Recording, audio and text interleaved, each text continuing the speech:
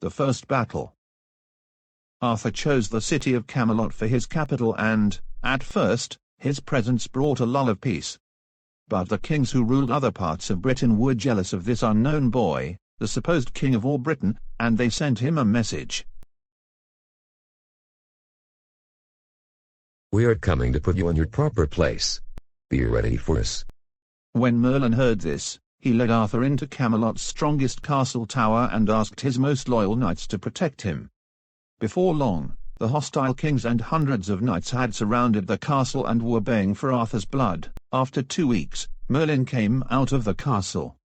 The kings and knights started yelling at once. "Why is this beardless boy called the King of all Britain?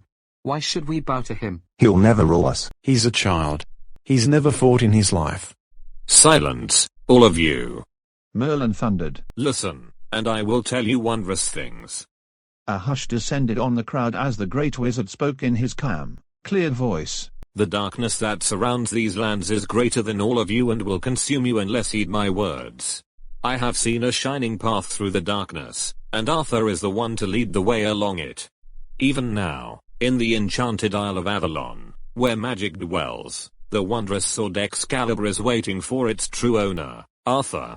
With this sword, Arthur will do many great deeds. Arthur, only son of great King Uther Pendragon, is your rightful king. He will be the best knight and the greatest ruler has ever known. He will be good, generous, and just. He shall make this kingdom truly great, for a time before darkness rules again." When Merlin finished speaking, the crowd remained silent. Many knights were won over by the wizard's words. They fell to their knees and vowed their allegiance to Arthur. But others dismissed Merlin as a dreamer. As the gaunt figure disappeared back inside the tower, they whispered among themselves. "Why should we listen to him? Leave him to his spells," they said. He's meddling in something he doesn't understand. Inside the tower, Merlin told Arthur what had happened. "The time for the battle has come," he said.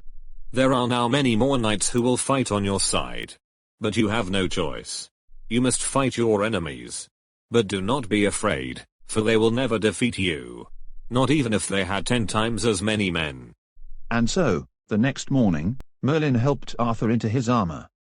And although Arthur had never fought in a battle, and he knew his men were outnumbered, he had the faith that Merlin was right.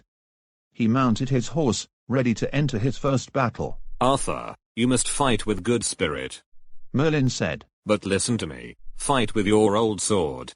Do not use the sword you pulled from the stone. Not until you feel the battle is lost."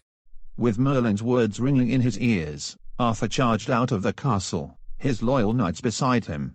He flung himself into the battle not like a boy, as his enemies had expected, but like a fearless lion. His opponents fell back in surprise, but they soon rose up again.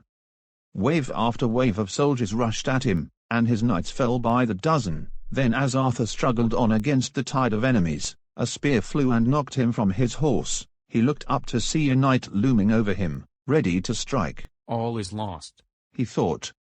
Then Merlin's words flashed into his mind, and he reached for the sword that had come from the stone. As he drew it, the blade glowed with a bright, golden light. He held it up and the light flooded the sky, piercing the clouds with its brilliance. Men on all sides drew back, terrified, as Arthur jumped back into his saddle and charged, the power of the sword surging into him. As light faded from the blade, so Arthur's power grew. Knights fled before his sword, and, by nightfall, his enemies had all surrendered. King Arthur's first battle was won.